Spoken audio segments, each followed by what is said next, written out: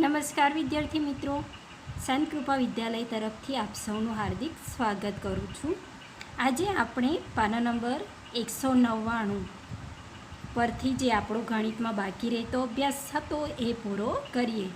તો જુઓ, અહીં રેલવે ટ્રેક આપેલી છે અને રેલવેની મુસાફરી દર્શાવેલી છે. હવે કઈ કઈ જગ્યાએથી રેલવે પસાર થાય છે અને કેટલા કિલોમીટર અંતર છે, એનું ટિકિટ ભાડું શું છે, એના વિશે અહીં માહિતી આપેલી છે. તો ચાલો આપણે એનો અભ્યાસ કરીએ. રેલવેની મુસાફરી. આ રેલવે ન્યૂ જલપાઈગુડીથી ગુવાહાટી જાય છે. રસ્તામાં તે ન્યૂ માલ, અલીપુરદ્વાર અને ગોલપરા સ્ટેશને ઊભી રહે છે. જુઓ, ન્યૂ જલપાઈગુડી, બરાબર, ત્યાંથી શરૂઆત કરે છે. પછી તે ક્યાં ક્યાં જાય છે? તો ન્યૂ માલ, પછી અલીપુરદ્વાર અને ગોલપરા, બરાબર. વચ્ચે વચ્ચે જુઓ, ચિત્રની અંદર આપણે જોઈ શકીએ છીએ કે આ અંતર દર્શાવેલા છે. જુદા જુદા રેલવે સ્ટેશન સુધીની ટિકિટની કિંમત અહીં કોઠામાં આપેલી છે. જુઓ, ન્યૂ જલપાઈગુડીથી અંતર કિલોમીટરમાં અને સ્ટેશન, પછી ભાડું કેટલા રૂપિયા છે તે. તો જુઓ બાળકો, ન્યૂ માલ, ન્યૂ જલપાઈગુડીથી ન્યૂ માલ સુધીનું અંતર છે 57 કિલોમીટર. પછી ન્યૂ જલપાઈગુડીથી અલીપુરદ્વાર છે, એનું અંતર છે 175 કિલોમીટર. ન્યૂ જલપાઈગુડીથી ગોલપરા સુધીનું અંતર છે 366 રૂપિયા અને ન્યૂ જલપાઈગુડીથી ગુવાહાટીનું અંતર છે 495 કિલોમીટર. હવે જુઓ, એનું અહીં ટિકિટ ભાડું દર્શાવેલું છે. તો ન્યૂ જલપાઈગુડીથી ન્યૂ માલ સુધી 57 કિલોમીટર અને એના છે 12 રૂપિયા 50 પૈસા. પછી ન્યૂ જલપાઈગુડીથી અલીપુરદ્વાર 175 કિલોમીટર અને એની કિંમત છે 28 રૂપિયા. ગોલપરા સુધીની કિંમત છે 49.50 અને ગુવાહાટી સુધીનું અંતર છે એની 495 કિલોમીટર અને એના રૂપિયા છે 62.50. હવે એ કોઠા ઉપરથી આપણે અહીં ખાલી જગ્યાઓ પૂરવાની છે. અંતર શોધો. એમાં પહેલું છે ન્યૂ માલથી ગુવાહાટી. તો જુઓ બાળકો, ન્યૂ જલપાઈગુડીથી ન્યૂ માલ છે ત્યાં સુધીનું અંતર 57 કિલોમીટર છે. જ્યારે ન્યૂ જલપાઈગુડીથી ગુવાહાટીનું કુલ અંતર છે 495 કિલોમીટર. હવે આપણે ન્યૂ માલ અને ગુવાહાટી એ બંને વચ્ચે કેટલું અંતર છે એવું શોધવું હોય તો 495માંથી આ 57 કિલોમીટર છે બાદ કરવા પડે. તો જુઓ, બાદબાકી કરીશું. 5માંથી 7 ન જાય એટલે 9 પરથી એક દશક લઈશું. અહીં 8, અહીં 15. 15માંથી 7 બાદ કરતાં 8 મળે. 8માંથી 5 જાય એટલે 3 અને 4ના 4. તો બાળકો, ન્યૂ માલથી ગુવાહાટી વચ્ચેનું અંતર 438 કિલોમીટર હશે. તો આપણે અહીં લખીશું 495 - 57 બરાબર જે જવાબ આવ્યો તે, એટલે કે 438 અને કિલોમીટર. હવે બીજું છે કે ન્યૂ માલ અને ગોલપરા વચ્ચેનું અંતર. તો જુઓ બાળકો, ન્યૂ જલપાઈગુડી છે એનાથી ન્યૂ માલ છે એનું અંતર તો 57 કિલોમીટર છે, પણ આપણે ન્યૂ માલ અને ગોલપરા વચ્ચેનું અંતર શોધવાનું છે. તો ન્યૂ જલપાઈગુડીથી ગોલપરાનું અંતર છે 366 કિલોમીટર. હવે ગોલપરા અને ન્યૂ માલ વચ્ચે આપણે જો અંતર શોધવું હોય તો આ જે કિલોમીટર છે એમાંથી 57 કિલોમીટર આપણે બાદ કરવા પડે. તો ચાલો આપણે બાદબાકી કરીએ. 6માંથી 7 ન જાય એટલે 6 પરથી એક દશક લીધો. અહીં 5, અહીં 16. હવે 16માંથી 7 બાદ કરીએ એટલે 9. 5માંથી 5 જાય એટલે 0 અને 3ના 3. તો ન્યૂ માલ અને ગોલપરા વચ્ચેનું અંતર 309 કિલોમીટર આવશે.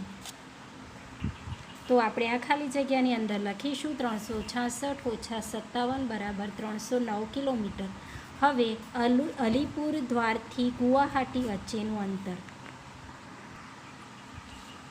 તો જુઓ બાળકો, અલીપુર દ્વાર છે એનું ન્યૂ જલપાઈગુડીથી અંતર છે 175 કિલોમીટર. જ્યારે ગુવાહાટીનું અંતર છે 495 કિલોમીટર. એટલે આપણે અલીપુર દ્વારથી ગુવાહાટીનું અંતર શોધવું હોય તો 495 કિલોમીટરમાંથી 175 કિલોમીટર બાદ કરવા પડે. 5માંથી 5 જાય એટલે 0, 9માંથી 7 જાય તો 2, 4માંથી 1 જાય એટલે 3. તો આમ અલીપુર દ્વારથી ગુવાહાટી વચ્ચેનું અંતર થશે 320 કિલોમીટર. તો આપણે લખીશું 495 - 175 બરાબર 320 કિલોમીટર. પછી ચોથું છે કે ન્યૂ માલ અને અલીપુર દ્વાર વચ્ચેનું અંતર. તો જુઓ બાળકો, કોઠામાં ન્યૂ જલપાઈગુડીથી ન્યૂ માલ વચ્ચેનું અંતર છે 57 કિલોમીટર અને અલીપુર દ્વારનું અંતર છે 175 કિલોમીટર. હવે અલીપુર દ્વાર અને ન્યૂ માલ વચ્ચેનું અંતર આપણે શોધવું હોય તો 175માંથી આ 57 કિલોમીટર બાદ કરવા પડે. 5માંથી 7 ન જાય એટલે 7 ઉપરથી એક દશક લઈશું. અહીં 6 અને અહીં 15 આવશે. હવે 15માંથી 7 જાય એટલે કે 8 આવશે. 6માંથી 5 જાય એટલે 1 અને 1માંથી કશું જ ન જાય એટલે 1ના 1 રહેશે. તો બાળકો, ન્યૂ માલ અને અલીપુર વચ્ચેનું અંતર છે 118 કિલોમીટર આવશે. તો અહીં લખીશું 175 - 57 બરાબર 118 કિલોમીટર. હવે ગોલપરાથી ગુવાહાટીનું અંતર. તો જુઓ બાળકો, ગોલપરા ન્યૂ જલપાઈગુડીથી 366 કિલોમીટર દૂર છે અને ગુવાહાટી છે એ 495 કિલોમીટર દૂર છે. હવે ગુવાહાટી અને ગોલપરા વચ્ચેનું અંતર શોધવું હોય તો આ 495માંથી 366 બાદ કરવા પડે. તો જુઓ, 5માંથી 6 ન જાય એટલે 9 પરથી એક દશક લઈશું. અહીં 8 અને અહીં 15. 15માંથી 6 જાય એટલે કે 9, 8માંથી 6 જાય એટલે 2 અને 4માંથી 3 જાય એટલે 1 રહેશે. એટલે 129 કિલોમીટર જવાબ આવશે. 495 - 366 બરાબર 129 કિલોમીટર ગોલપરાથી ગુવાહાટી વચ્ચેનું અંતર આવ્યું. હવે ટિકિટની કિંમત શોધો. ભૂપેન ન્યૂ જલપાઈગુડીથી અલીપુર દ્વાર જાય છે તો ટિકિટ ભાડું કેટલું હશે? તો જુઓ બાળકો, ન્યૂ જલપાઈગુડીથી અલીપુર દ્વાર છે 175 કિલોમીટર દૂર છે અને એનું ભાડું છે 28 રૂપિયા. તો ભૂપેનને 28 રૂપિયા ચૂકવવા પડશે. તો અહીંયા આપણે રૂપિયાની નિશાની કરી અને 28 રૂપિયા લખીશું. હવે બીજો દાખલો છે કે ઇન્દિરાને ન્યૂ જલપાઈગુડીથી ગોલપરા જવું પડે તેમ છે, તેણે ટિકિટ માટે કેટલા રૂપિયા ચૂકવવા પડશે? તો જુઓ બાળકો, ન્યૂ જલપાઈગુડીથી ગોલપરા છે તેની ટિકિટ રૂપિયા છે 49.50. તો જવાબમાં લખીશું 49.50 રૂપિયા. તો અહીં લખીશું 49.50 રૂપિયા. હવે ત્રીજો દાખલો છે કે ડેબુ, સીમા અને ગોવિંદ ન્યૂ જલપાઈગુડીથી ન્યૂ માલ જાય છે. તેમણે 3 ટિકિટના કેટલા રૂપિયા ચૂકવવા પડશે? તેઓ ₹50ની એક નોટ ટિકિટ માટે આપી તેઓને કેટલા રૂપિયા પાછા મળશે? તો જુઓ બાળકો, ન્યૂ જલપાઈગુડીથી ન્યૂ માલ વચ્ચેનું ભાડું છે ₹12.50. તો આપણે 12.50 ગુણ્યા 3 અથવા તો આ 3 વખત આનો સરવાળો કરતાં જે જવાબ મળે તે ડેબુ, સીમા અને ગોવિંદને ચૂકવવાનું ભાડું હશે. તો ચાલો આપણે સરવાળો કરી અને સમજીએ. તો જુઓ બાળકો, આ પૈસા છે અને આ રૂપિયા છે. સૌપ્રથમ આપણે શરૂઆત હંમેશા પૈસાનો સરવાળાથી કરીશું. તો 0 + 0 + 0. હવે 5 + 5 એટલે 10, 10 + 5 એટલે કે 15, 15ના 5 અહીં લખીશું, અહીં પોઈન્ટ મૂકીશું અને અહીં વધી 1 ચડાવીશું.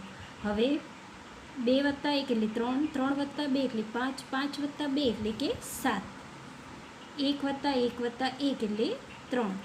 તો 3 માટે ચૂકવાતું ભાડું કેટલું થશે? 37.50 રૂપિયા. આનો આપણે 3 વડે ગુણાકાર કરીને પણ જવાબ મેળવી શકીએ. તો જુઓ 12.50 × 3 કરીશું. 3 0 0, 3 × 5 15, 15ના 5 વધી ચઢી 1, 3 દુ 6 અને 1 7 અને 3 એકા 3. હવે જુઓ બાળકો, પાછળ 2 પોઈન્ટ કાપેલા છે એટલે આપણે અહીં 2 પોઈન્ટ કાપી અને અહીં ટપકું મૂકી દેવાનું, એટલે કે 37 આગળનું છે એ રૂપિયા અને પાછળના જે 2 છે એ પૈસા કહેવાશે, એટલે 37.50 રૂપિયા અથવા તો રૂપિયા 37.50 એવું પણ કહી શકાય.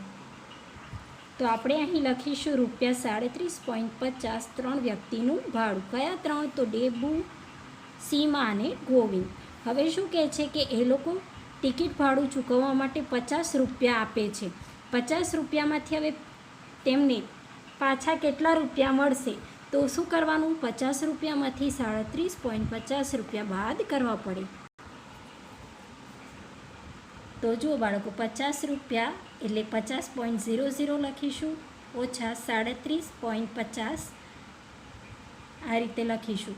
હવે આની બાદબાકી કરવાની છે એટલે 0માંથી 0 જશે તો 0, 0માંથી 5 ન જાય એટલે આપણે બાજુના અંક ઉપરથી એક દશક લેવો પડે, પણ અહીં પણ 0 છે એટલે આપણે 5 ઉપરથી એક દશક લઈશું. અહીં 4, અહીં 9 અને અહીં 10 આવશે. 10માંથી 5 બાદ કરતાં 5, પોઈન્ટનો પોઈન્ટ મૂકી દઈશું. 9માંથી 7 બાદ કરીશું તો 2 રહેશે અને 4માંથી 3 બાદ કરીએ એટલે 1 રહેશે. આમ જે ટિકિટવાળા ભાઈ છે એ 12 રૂપિયા અને 50 પૈસા તેઓને પાછા આપશે. તો આપણે અહીં લખીશું કે તેઓને રૂપિયા 12.50 પાછા મળશે. તો બાળકો, અહીં આપણું ગણિતનું આ પ્રકરણ જે 14 હતું રૂપિયા પૈસા તે અહીં પૂર્ણ થાય છે. Thank you.